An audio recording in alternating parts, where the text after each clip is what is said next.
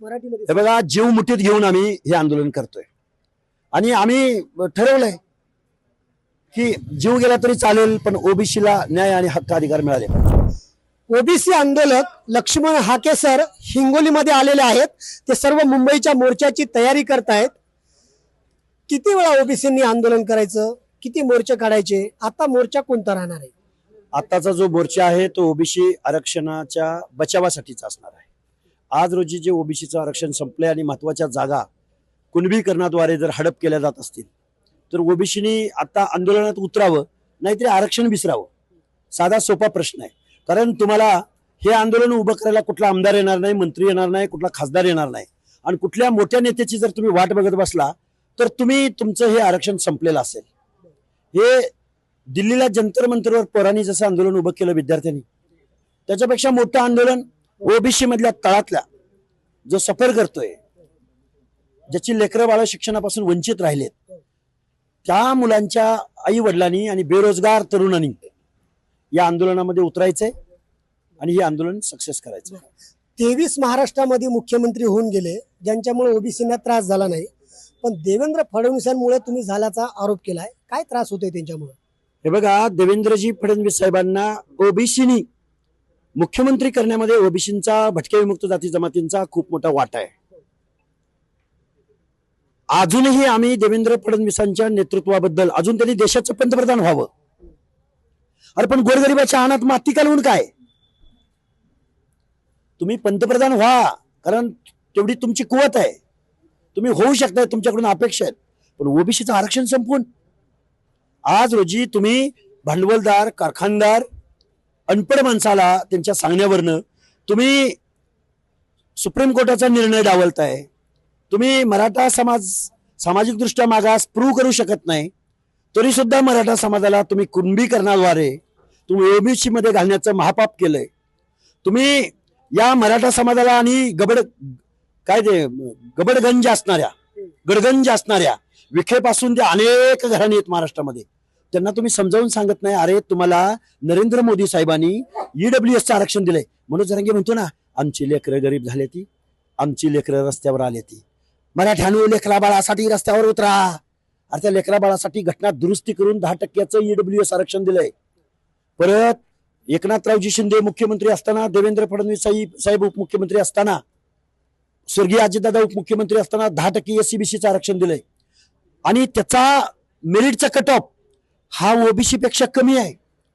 तरी सुद्धा यांना एससीबीसी नकोय, ईडब्ल्यूएस नकोय, आणि सामाजिक दृष्ट्या मागासांचं, भटक्या विमुक्तांचं, त्यांच्या अनामधला घास मनोज जरांगेला, विखे पाटलाला आणि त्या मनोज जरांगेला जे गोंडा घोळतात ना त्याच्या भोवतीनं, त्या मंत्र्याला का कळू नये? सर, प्रश्न असा आहे की तुम्ही उच्च विद्याविभूषित आहेत। महाराष्ट्राच्या विधिमंडळामध्ये अधिवेशनादरम्यान तुम्ही अंगावर चापकाचे फटके मारून आंदोलन केले। ओबीसींचा म्होरक्या म्हणून तुमची ओळख आहे। मनोज जरांगे आंतरवेली सराटीमध्ये आंदोलन करतात, तिथे प्रसाद लाड जातात, आमदार जातात, खासदार मंत्री जातात। एवढंच काय तर जस्टिस शिंदे समितीचे ते जज आहेत ते देखील जातात। तुम्हाला सगळे मंत्री, आमदार, खासदार का भेटत नाहीत? काय कारण काय याचं? हे बघा, अख्खा महाराष्ट्र म्हणतोय की कारण काय? याचं कारण असं आहे की ओबीसी विस्थापित आहे, ओबीसी एकत्र येऊ शकत नाही, ओबीसी मोर्चा काढू शकत नाही, आणि या अगतिकतेचा फायदा, ओबीसीच्या असंघटितपणाचा फायदा, आणि ओबीसीचे जे नेते आहेत ना, ओबीसीच्या नावावर ज्यांनी राजकारण केलं आजपर्यंत, मी कुठल्या एका माणसाबद्दल बोलत नाही, ज्या महाराष्ट्रामधल्या ओबीसी आणि भटक्याच्या नेत्यांनी आमदारक्या भोगल्या, मंत्रिपद भोगली, ती माणसं सुद्धा ओबीसीच्या बाजूने बोलायला तयार नाहीत। म्हणून लक्ष्मण हाके काय सांगतोय, हे मेढपाळाचं पोरगा आहे, ते प्रसाद लाड भुरटे आमदार, ते म्हणतोय ह्याच्या मागे 4 माणसं नाहीत। तुम्ही त्यांना शिव्या का देताय प्रसाद लाडांना? अरे क्रिस्टल ग्रुप ऑफ कंपनीच्या माध्यमातून 1 लाख नोकऱ्या शासनाच्या जर ह्यानं पळवल्या असतील, ह्याला रिश्वतखोर हरामखोर नाही म्हटलं तर काय म्हणू मी? हे महाराष्ट्राला शोभत नाही सर, कारण तुम्ही उच्च विद्याविभूषित। रिश्वतखोर आहे, मी त्याला आईमाई नाही काढली, मी त्याला बॉडी शेमिंग नाही केलं जरांगे सारखं, रिश्वतखोर म्हणतो। रिश्वत घेतात। महाराष्ट्राच्या 1 लाख नोकऱ्या प्रसाद लाडच्या कंपनीला आहेत। याची कंपनी काय आहे? तिथं आरक्षणाचं धोरण पाळलं जातं, त्या नोकऱ्या शासनाचे आहेत, त्यानं उद्योग व्यवसाय नाही उभा केला, त्यानं कुठलं प्रोडक्शन नाही उभं केलं, त्यानं कुठल्या फॉरेनच्या कंपनीचं एखादं प्रोडक्शन नाही आणलं, त्यानं शासनाच्या नोकऱ्या पळवलेत। आमची पोरं शिकून सवरून बेरोजगार काय आहेत, तर त्याचं उत्तर शोधायचं म्हणलं तर प्रसाद लाडची क्रिस्टल ग्रुप ऑफ कंपनी आणि गायकवाडची कंपनी आहे. त्याचे पार्टनर हे मुश्रीफ फिश्रीफ असे मंत्री आहेत. मग ह्यांना काय म्हणायचं मी? आणि रिश्वतखोर या शब्दाचा अर्थ रिश्वत खाणारा, गोर गरिबांच्या अनाथ माती घालवणारा, महाराष्ट्राच्या तिजोरीवर दरोडे घालणारे हे रिश्वतखोर आमदार आहेत. बरं, ते असू द्या, पण ते काय म्हणतात, ह्याच्या मागे 4 माणसं म्हणजे आमची चेष्टा करताय. तुमच्या मध्ये चेष्टा करताय आमची तुम्ही, आम्हाला येड्यात काढताय. आम्ही संविधानाची भाषा बोलतोय, आम्ही गावगाड्यातल्या शेवटच्या घटकाची, छोट्यातल्या छोट्या माणसाची. अरे त्यांचं काय होईल?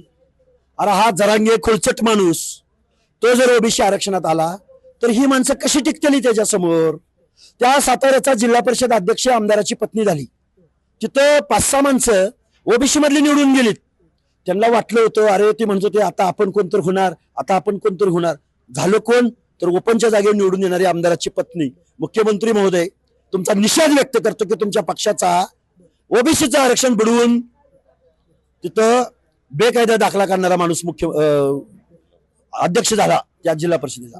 बरं, तुमच्यासोबत कुणी चर्चा करायला येत नाही, पण ज्या प्रसाद लाडांच्या कंपनीमध्ये 1 लाख नोकऱ्या विना आरक्षण भरल्या जातात प्रायव्हेट, ते प्रसाद लाड आरक्षणाची चर्चा करायला आंतरवेली सराटीमध्ये येतात. तर हे सगळं का घडत असावं सर? हे बघा, इथं पैसा आणि राजकारण.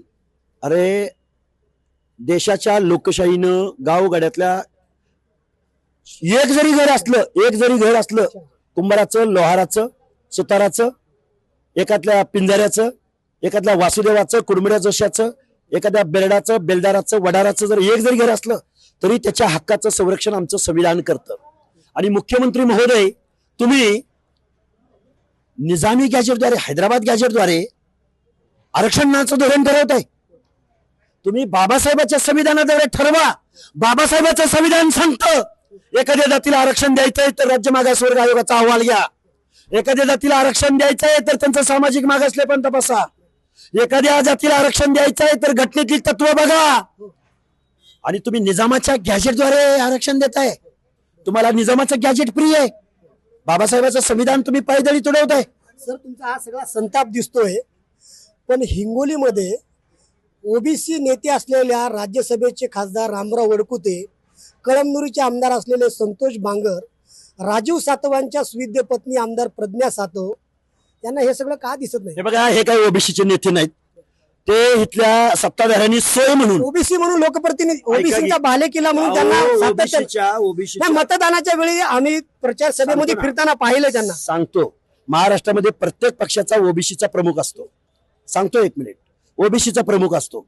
तो कधी ओबीसीच्या प्रश्नावर बोललाय का? ते त्या पक्षाच्या अजेंड्यावर काम करतात. आणि ओबीसीच्या लोकांना तोंडाला पानं पुसायला हे आमदार खासदार आहेत. आज आठवण होते स्वर्गीय लोकनेते गोपीनाथराव मुंडे यांची.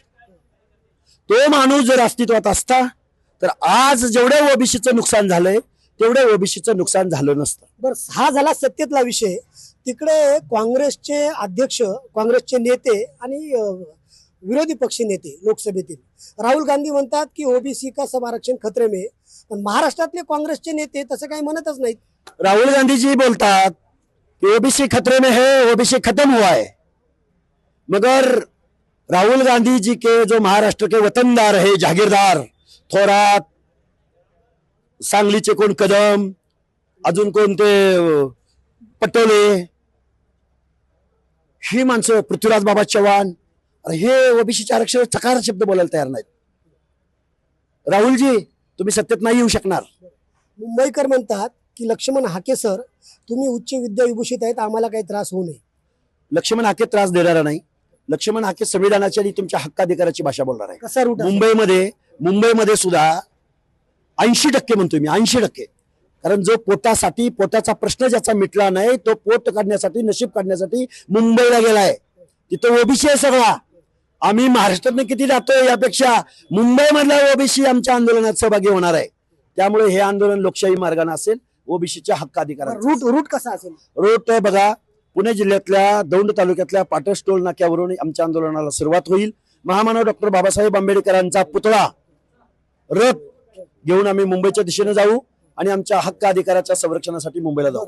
मुंबई पोलिसांना तुम्ही काय प्रेमाची कमिटमेंट करणार आहेत का? आम्ही मुंबई पोलिसांना सनदशीर मार्गाने पत्र दिलेलं आहे. एक नसून 2 दिलेले आहेत. आमचे सहकारी ऍडव्होकेट मंगेश ससानेंनी एक दिलंय आणि आम्ही सुद्धा दिलेलं आहे. त्यामुळे आम्ही योग्य त्या पद्धतीने लोकशाही मार्गाने आम्ही आंदोलन करू.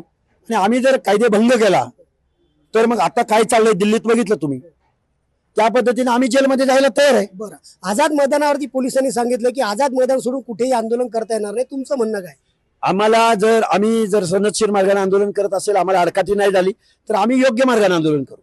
पण आम्हाला जर कोणी त्रास दिला तर मग ते शासन सुव्यवस्था, आम्ही लोकशाही म्हणणारी लोक आहोत. 18 पगड जातीतले जे 12 बलुतेदार आहेत, ओबीसी आहेत, आंदोलनादरम्यान त्यांचं साहित्य त्यांच्यासोबत असेल का? पारंपरिक पेशामध्ये तुमचा वेश? आपल्या पारंपरिक बघूया. मला कधी लक्ष्मण हाके कसे दिसणार? मला कधी गोंधळी व्हावं लागेल, मला कधी वासुदेव व्हावं लागेल, मला कधी मेंढपाळ व्हावं लागेल, मला कधी बंजारा व्हावं लागेल, मला गावगाड्यातल्या हर एक माणसाच्या कधी नागपंथी डोगरी गोसावी व्हावं लागेल, मला कधी चित्रकथी व्हावं लागेल, मला कधी मर्याईवाला व्हावं लागेल, कडक लक्ष्मीवाला व्हावं लागेल. मला हे व्हावं लागेल. कारण मला आज मी ओबीसीची भाषा बोलतोय तर मला कधी म्हणतात अरे हा कुणाचा आहे रे. मला ज्या कमेंट येतात हा कुणाचा आहे रे नक्की. हे धनगराचं आरक्षण सोडलंय आणि हे ओबीसी करते. अरे धनगर ओबीसी मध्येच येतो. हे त्या 1.5 शाण्यांना, शेंड्यावरच्या शाण्यांना कोणीतरी सांगा.